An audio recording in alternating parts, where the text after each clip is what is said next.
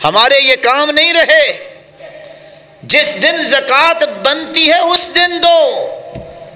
ہم کیا کرتے ہیں، اس سال رمضان جب آئے گا تو زیادہ چالاک اور عقل مند لوگ کیا کریں گے، جو اس سال کی زکوٰۃ ہے وہ رکھ لیں گے۔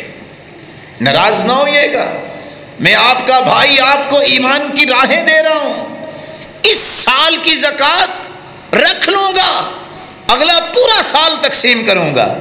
اور ساتھ کیا ہوگا، بندہ بڑا نیک ہے، جب بھی جائے خالی ہاتھ نہیں موڑتا، اور وہ پیسہ جو زکوٰۃ کا ہے اپنے کاروبار میں رکھے رکھتا ہوں۔ تاجر آپ بھی ہوں گے، کچھ اسلامی تجارت کے اصول قرآن و حدیث نے بھی سکھائے ہیں۔ مجھے بتاؤ، جو زکوٰۃ کا مال ہے وہ تو آپ کا نہیں رہا، وہ آپ کے پیسے میں شامل ہو کے جو پروفٹ لا رہا ہے، کس کو دیتے ہو؟ پھر حق یہ ہے جب زکوٰۃ کا وقت آیا تم فارغ ہو جاؤ دے کر۔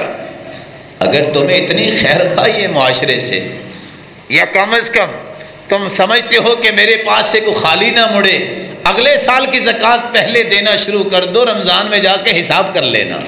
صحیح بخاری کی روایت ہے، یہ تو جائز ہے۔ سیدنا عباس رضی اللہ تعالی عنہ کہا، اللہ کے رسول میں زکوٰۃ تو رمضان میں دیتا ہوں، فلاں وقت دیتا ہوں، ضرورت مند اب آ گیا ہے، میں اگر اب دے دوں اور حساب اس وقت جا کے کر لوں ٹھیک ہے؟ فرمایا دے دو۔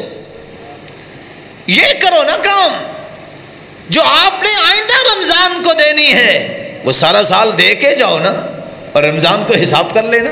ہم کہتے ہیں نہیں، یہ کھاتے اللہ کی طرف نکلنے چاہیے، ہماری طرف نہیں۔ پیسے اللہ کے ہیں، زکوٰۃ اللہ کا حق ہے، اس کو ہم تقسیم کر رہے ہیں۔ سارا سال ناموری بھی ہو رہی ہے، دکان سے مڑ کے بھی کوئی نہیں جا رہا، اور حقیقت کیا ہے، ظلم کر رہے ہیں۔ جو پیسہ آپ کے پاس رکھا، کس بنیاد پہ آپ نے رکھا؟ اس کو اپنے پروفٹس کو ساتھ میں لا رہے ہو، وہ بھی پڑا ہوا ہے، کاروبار میں لگا ہوا ہے، اس کی زکوٰۃ کہاں سے دو گے؟ تیسری بات، اگر کوئی بیٹھا ہے میرا پیارا بھائی بھولا ہوا، تو سوچے اگر